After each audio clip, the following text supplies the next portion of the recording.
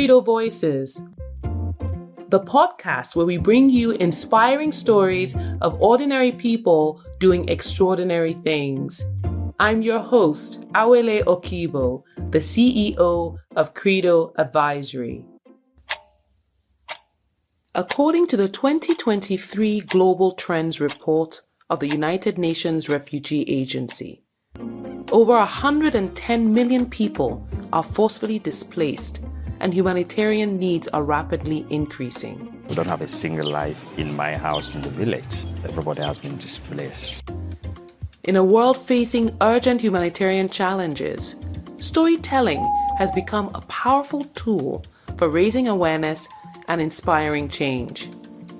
In Nigeria alone, over 7.9 million people require humanitarian assistance, underscoring the need for voices that bring their stories to light. I'm suffering. No place for me to sleep. No clothes for me to wear. In this episode, we talk to Valentine Ogunaka, a visionary poet and storyteller whose initiative, Framing for a Cause, sheds light on the resilience and dignity of marginalized communities. Valentine's work challenges traditional narratives of suffering and poverty, offering a more complete picture of strength, humanity, and hope. Join us as we explore how Valentine's work advances Sustainable Development Goal 4, Quality Education, and Goal 10, Reduced Inequalities.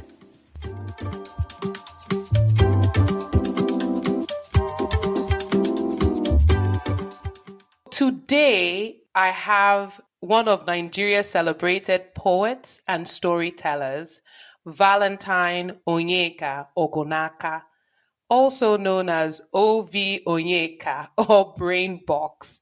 Valentine, welcome. Thank you so much, Awele. Thanks for inviting me to the Credo Voices podcast. You're very welcome. It's good to have you. Forget how I introduced you. Who is Valentine? Yeah, just a corporate creative, if you like to say. I am a creative guy, but I'm also in the corporate world, which means that I've been in 9-to-5 spaces, as well as I've also been in the field, in communities across Nigeria, telling stories, documenting experiences of beneficiaries. I mean, the grassroots people at the end of it all, at the end of all the policies. This is the last mile now. Yeah. They are the real last milers, they're the real right? last mile. So those very hard to reach areas. So I've literally dedicated my life from when I was 17 to serving communities. Wow. And I just get to do this as a creative, as someone who writes stories as a rapper, as a poet, as a novelist as well, as anything creative per se, and then also as a communications specialist. So that's my professional side. But ultimately, I'm just a creative. You talked about just being a creative, and you're so talented. I mean, it's not easy to tell stories that actually resonate with people, especially some of these stories are difficult stories. Yeah. So you talk about kind of working at the community level, which is something I know all too well about. Can you give me an example just for our audience for them to understand? So you go into a community, can you share kind of one of the programs some of the work you've done in capturing those beneficiary stories? Yeah, I think the most recent one was going into an IDP camp, and I actually went there I was going to do something for UNHCR, so I was looking for a refugee camp earlier. So, but I didn't find any at the time because it was on a short notice. So I found a camp in Abuja, Durumi area in the FCT. And when I got in, I made a video, of course, with consent, but it was just a video about me and trying to talk about how people flee their homes due to crisis and war and, for example, all the emergencies that we experienced from stories from Borno. But I later went back to that IDP camp and I saw a truck. They brought food. They brought food, a truckload of food for them. And what just crossed my mind, I saw them that they were not even really happy when they brought, the food, because of the way they responded was they responded from a place of dejection, from a place of hunger. It as though they had not eaten for days, and it was really a terrible narrative for me. And I was like, okay, does it mean that maybe the food is not what they want? Maybe they just want to get back to their lives and all. And I saw children, from even toddlers as well. They were all scampering for the food, and it was just a very, very unhealthy sight for me. And I was like, okay, fine, these people must have some other side of them that we need to amplify to the rest of the world. And I went there on a normal day and I saw them playing. And I went there with my camera and I started engaging their parents, and then we started talking. Then from there, I started documenting them, taking pictures of them doing what they would do on a normal day, more like on a day when a truckload of food would not be brought to the camp. So while they were playing, and I was like, okay, this is their normal life. So it means that they're actually not unhappy people. So, and I documented those moments, of children riding tires, some skipping, some playing Ludo, riding bicycles, and all that. And I was like, okay, they have a part of their lives that we don't amplify, we don't show to the rest of the world. So for me, I from my experience, I understand that people love to help people when not essentially when they are dejected, but when they thrive against all odds. So for me, them laughing at that point was like, okay, because I know a lot of rich people also get sad or depressed at one time or the other, even when you're living in a mansion. So what kept them happy? So for me, it was like, okay, they have their lives despite their situation. So I documented that experience, and what it was for me was later framing those images and taking them back to the community, and they even became more happier, you know. And then by doing that, so they saw themselves, for me, it was like to create a memory of themselves in that camp. So it's a project I call Framing for a Cause. And I was able to raise some money from my friends. And I was like, okay, I was going to take food, back to the camp. This time around, I am sure that when they see food from me, they will even be more happier because I've established that relationship, and it wouldn't be that I'm bringing food to them because they are hungry, but I'm bringing food to them because they deserve to eat. So that's just one of them, one of the community stories, most recent community stories that I've engaged in. So, Valentine, there's so many things I want to unpack here. So, just for context, so you mentioned the UN Refugee Agency. That's the UNHCR. Yes, This is work that you're doing for them, but then you took it upon yourself to just go and kind of capture sights and sounds. yes, Now, Valentine, oftentimes there is a very negative narrative on aid in Africa. yes, And when you see, the stereotypical, child that is emaciated with the extended belly, depicting hunger and starvation, you have, I mean, there's so many stories and so many images that one conjures when you think about aid and trying to, support Africa. Valentine, knowingly or unknowingly, you've actually now countered that by actually capturing a completely different side and now sharing it. And that's really the good that you're doing. You're giving a different narrative around, yes, they're displaced, yes, there is hunger, but these children, despite it all, they have found ways to actually play and be children. yes. So tell me more about framing for a cause. So it's you went to Abuja. Do you have plans on going to other places? Tell me a little bit more. This might still just kind of be a pet project, but can you just tell me a little bit more on how do you plan to further use it to keep telling these positive and very important stories? I had planned to work with various organizations around the world to tell their success stories from a place of strength. So, for example, I was at a market some days ago, and when I got there, I've noticed that when organizations go to market, they look for the ultra poor women and kind of empower them, give them seed funding and all that, and they tell them that they are poor. That's why they are helping them. So usually, when I buy things from people who are, I don't want to use the word less privileged, but people who are kind of starting life. I always use it that way. Yes. I So like that. That's another, see, positive. yes, so Again, you always have this positive lens. yeah, absolutely. So there's something we say for the greater good, and because that's the way also try to see people. There's always something good about even that situation. So what I did Yeah. at the market was, I told the woman that, oh, that one day when I have money, I'm going to come. I asked her, like, how many persons have you sold stuff to today? She said, just one, just one. That market is not moving. So I encouraged her and I told her that I just want her to know that she should know that because of her, a family is going to eat tonight. Whether that family is rich or not, she should just know that just because of the fact that she sold something to somebody, somewhere this night, a family is going to eat. So it was from the perspective that you are in the market as market women or as a market woman, you're actually feeding your community. And that way you're making money to feed yourself. So these market women do not see themselves from that perspective. They just see that they're just selling things you get.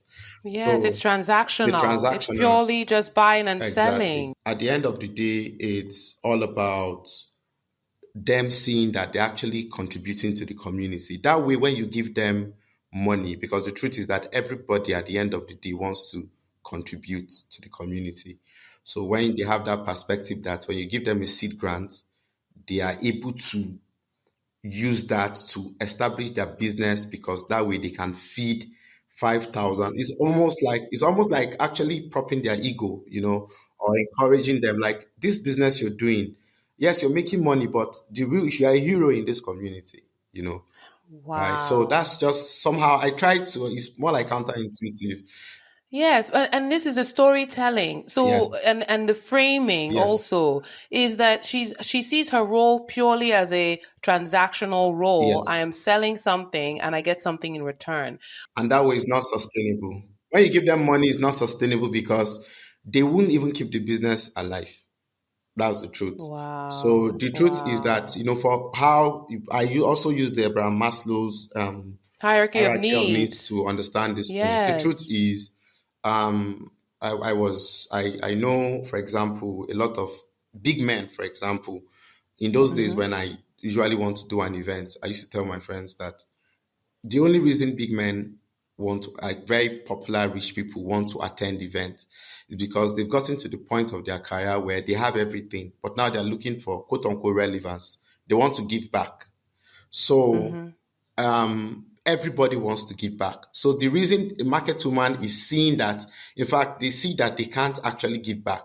That's why they keep Mm. thinking that it's just, and then we also I feel that we victimize vulnerable people by actually telling them, yes, they are vulnerable, and we can tell them they are vulnerable, but we can also tell them that vulnerability is strength, and they can do more. Wow, So, Valentine. Yes, yes. But going back to that, the market woman, is that you have now given her a goal, her or another goal, an alternate goal. Yes, she wants to sell her oranges or her beef. She wants to sell it so she can also self-sustain. exactly. But the additional message is that she's feeding families. A 7-year-old girl will go to bed with food in her belly, Yes. and and it takes people like you, the creative, to bring that story to life and to communicate it in a way where anyone will understand. And that also too is motivational. I'm loving this. I'm loving this not because, and it's resonating with me. I think maybe because we're both kind of in the same field where we're using the power of stories, of communications to try and change minds. Right now with framing for a cause, how do you identify your subjects? So you started off with an IDP camp for internally displaced persons, and now you found yourself at a market. Where next, Valentine? I would like to, if you permit me to say, I'm not a roadside mechanic, which is that it's not random. So the plan is to, there are existing communities, you know, there are a lot of organizations with Yes. communities that they are serving. So let me look at it this way. My experience with framing for a cause is that we we exploit is seeming like because maybe a funder wants to see success so they can fund more. So there's a people are always looking to get more success stories to show the funder. Yeah. So Yes. nobody actually returns back. So for example, the day I took the photo of the children, they were happy. The day I framed that photo to return back to that IDP camp, they were even happier. So what I'm saying is that it's just a feedback mechanism. If someone takes a Yeah. photo of you and asks you to look at it and it's fine, you become happy. So, or fulfilled, more like. So people Yeah. don't take Yeah. back the stories of communities to them. You finish an intervention, the community, they actually see the results of the intervention, but they don't get to experience the joy of that intervention. And that's one of the things photography, kind of does. And that's also the storytelling, because you could have a report that because of we're in the same line of work where you're doing work, an intervention has been implemented, whether it is schools or poverty alleviation, and then you have the data, you have X number of books distributed or X number of solar panels installed, and the funder, and in this case, for the benefit of our audience, it's a development partner, like a USAID, a UN, a Gates Foundation, whomever. They have the data. So you are one of the people who you take the numbers and you give them life. Yes. You take those numbers that 500 women are now enrolled in schools, and those 500 young girls that's 500 less girls going into early as child brides. Yes. So you take those numbers and you actually now create a story. You give it life, and that's so powerful. That's really powerful. So the way I see it is that as a creative, there are actually two people funding a project. The funder who is bringing the money or who is enabling the project, and also the community who is allowing a buy-in. So they are also enabling. So the community is actually also funding the project by their commitment. Yes, by participating, absolutely. If a report is going to the funder on a project, Q1, Q2, Q3, on a particular project, if it's a community project like the one we did with regards to immunization in Niger and Gombe, for example, that's like one of my biggest project I did as a creative. So that community, I can tell you that when you might go back there and in 5 years, 6 years to come, you don't know where the next change maker is going to come from.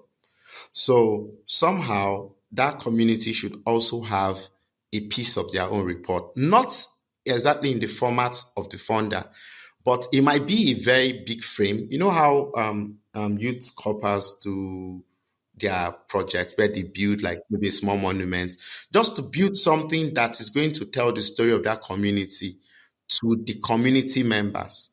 So, it's just a part of creative implementation that has not been explored. So we just leave the community, live with the data. Of course, the intervention has happened, but it's only going to be sustainable if, for example, in disseminations, the community is part of maybe that dissemination. Yeah. I mean, I'm not saying inviting them to Abuja or Lagos, maybe inviting one or two persons to come and see. For me, if I had an opportunity, in fact, as I'm talking to you, I made a video from that camp and I'm planning to take a projector. When I go back to Abuja the next time, I'm going to take a projector back to that camp and play the video. So I did a video of giving them the frames and their reactions. I'm going to go Yes. back, set up a projector and play the video so they all watch it. Yes. In the night, in the evening, with the light, and have that community. I'm sure you have that picture, in your head. Absolutely. Absolutely. So I'll do that, and when I'm done with that, I can now give them what I can give them. I think with that three coming in three times and doing that, I think is enough, because the truth is, like I said, you don't know where the next change maker would come from. Yes. So, and you don't know what the level of what time intervention is going to do. So, framing for a cause is something I'm still building. It's not. It's still. It's just still fresh. I just tasted it. It tastes absolutely delicious, Valentine. I look forward to having many meals. Yes. From crafting poetry to capture the tenacity of displaced communities, to authoring impactful books that align with the Sustainable Development Goals, Valentine takes us through his journey of using storytelling as a tool for change. He shares the challenges of being a voice for the unheard and the responsibility that comes with it. He underscores the transformative power of creative expression in fostering empathy and understanding for a better, more inclusive world.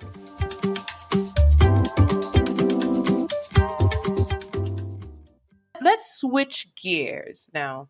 So, you wrote a poem called Home and Miracles Away from It. Yes. Again, you wrote this in observance of the World Refugee Day.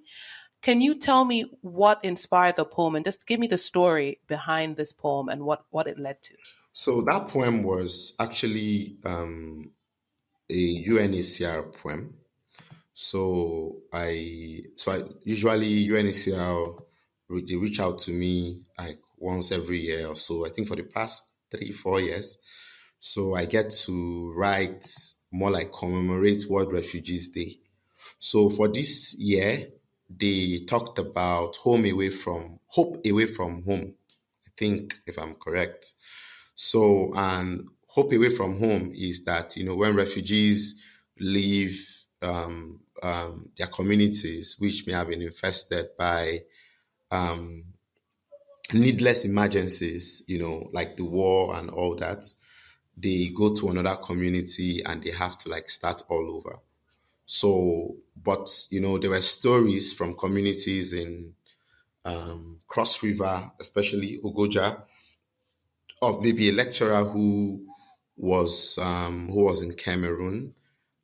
He's not a lecturer actually in Cross River, but this was someone that was in Cameroon before the war. So him becoming a lecturer now his hope. Like they're now actually doing something meaningful in that community. So there's a woman, I think her name is Rose. Rose is actually inspired me when I was writing that piece because I think she was not in school at the time a war broke out in her home country, but coming into Nigeria, she became a healthcare worker in that community, even though she's not from there. And then you can see that, or you could see that she's now helping that community that she's in. So that hope that they have away from home is what I now retitled in the creative sense to be home and the miracles away from it. You get? Yes, I get it. Absolutely. Yeah, I call them miracles because there's the part of the poem where I say, I think I say things like, them embracing the radiant rays of new mornings with smiles like a flower opening up to the warmth of the sun. Wow. So the question there is, how did they rebuild? How did they, how are they even acting as if they didn't have any baggage with them? Of course, the baggage of their past, and there's a part of the poem where I said, was it not weariness on desert roads the other day? Was it not creepiness on forest paths? Was it not trembling cold in ocean boats? It's just more like, for these people, life became cargo tickets into the unknown because they didn't actually know what, the future was like. It was like some dark hours, or dark Yes, moments in their yes, life. yes. But now, their stories are now reading better. And then what I was saying at the miracles are the small small actions, that they did, or that was, for example, the reason they are able to do this is because maybe the community accepted them. You understand? Yes, that's the host communities, correct. Yeah, the host communities accepted them, so they are able to have that sense of renewal, and they are able. And then somewhere in the poem, if I can remember vividly, I mentioned something around, that these miracles are those borders that are kind, those doors that open, those water cans, those hugs, and then those Yes. blankets. So all those, and even um, giving them an identity, to give them new ID cards Yes.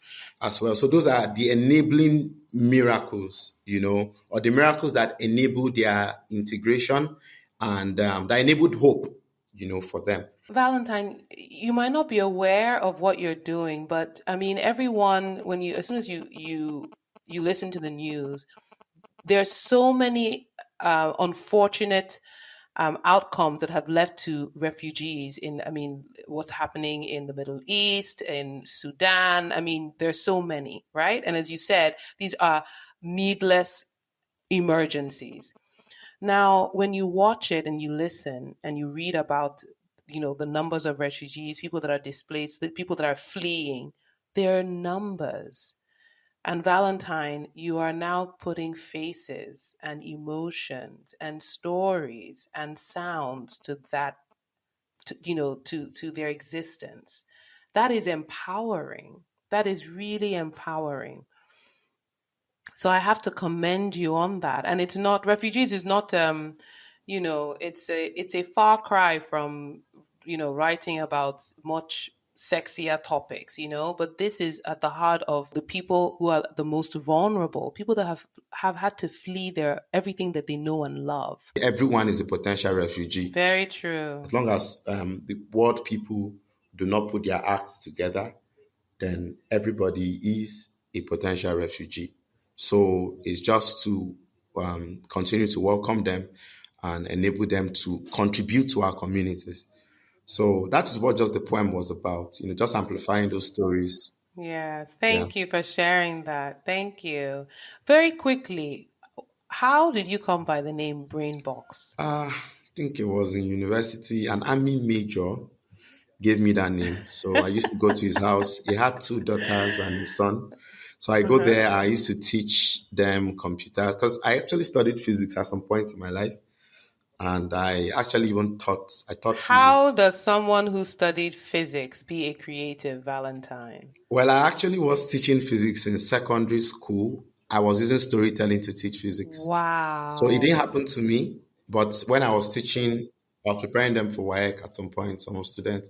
So I'll tell them the story of Albert Einstein Yes. before I actually begin to talk about, because the truth is that in physics, the way they divide things into science and art, but they are, at the end of the day, it's still art, it's still science, because there is no science without art, there is no art without Yes. science. So as they Right. say, as Christians would say, when God created the world, he created it and saw that it was good. But at the end of the day, even the science is still coming from all the things that was created, because science is about observing the environment and making a sense out of it.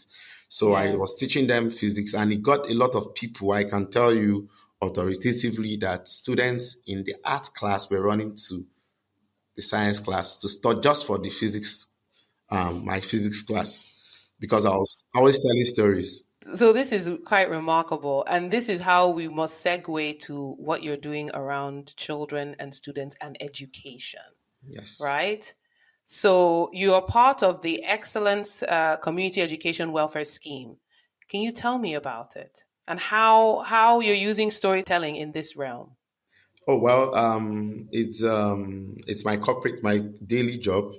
So it's where I go to every day. So I'm like the head of communications there. So I just went there to more like set up a communications team, the first ever that Yes. they've had, and then to tell stories of people not living with HIV, people who are surviving the virus. That's a very good distinction, by the way. Yeah. So because the technical narrative, they actually call them people living with HIV. But in my own mind, when I'm seeing them, I'm actually seeing people who have survived it. I mean, survived the whole process The from the stigma, news that they have it, yes, the yes, stigma, the drugs, the side effects of the drugs, and then how they have to be committed to actually stay healthy, and yes. then how they are contributing to ending the epidemic, because the more they take their drugs, the more um, they keep the community healthy and also ensure or enable epidemic control. So the framing for a course was also done under a crafty. For example, Brainbox, like I said, was given to me by an army major, and then I took it to school, and they were calling me the name because then I used to do a lot of things. So after a while, I started streamlining it down because I actually I started I was coding at some point. I had to leave it because I was like, no, I can't learn everything. So let me focus on one thing. So the brain box itself is the artist. Is the artist that is managed by a crafty. So a crafty is enterprise, craft, and innovation. Is like a creative firm that I use to pay Brainbox. Let me use the word. Okay, I get So it. yeah, if you Yes, get what I mean. So they're yeah. like this. So but everything Wow. I do under a crafty, and the crafty published my mother's book. My mother is a lecturer, so since 19, I've always been with the crafty. And she must be very proud. She Yeah, must I be guess so. immensely So proud. I believe so. Valentine, thank you. Everybody has a role to play in advancing the global goals. Yeah. So I'd love for us to have another discussion around this. Yes. Yes. Yeah. So in the interest of time, unfortunately, we'll have to end this conversation, but it's to pick it back up certainly another time. Okay. Okay. Yes. That's fine. But thank you so much. Thank you for coming here. Thank you so much for your time and for all the work you're doing. I'm encouraging you. You are motivating people and you're really changing lives. Yeah. Thank you. All And right. Thank take you care of so yourself. much. I really appreciate. You're very welcome. The profound impact of storytelling cannot be overemphasized. Valentine's ability to reshape the narrative around marginalized communities reminds us that every story has the power to drive change. He has shown us that storytelling is not just about recounting struggles. It's about illuminating strength, resilience, and hope. Through his powerful narratives, Valentine not only highlights the humanity behind the headlines, but also challenges us to engage more deeply with the world around us. His work advancing the Sustainable Development Goals serves as a call to action for all of us.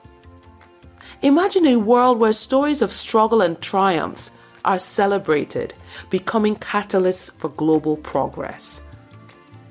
Let's continue to amplify the stories that move us and support change agents that light the way towards a compassionate and just world. Thank you for listening. Until next time, stay curious and keep believing in the power of your voice. This is Awele Okibo, signing off for Credo Voices.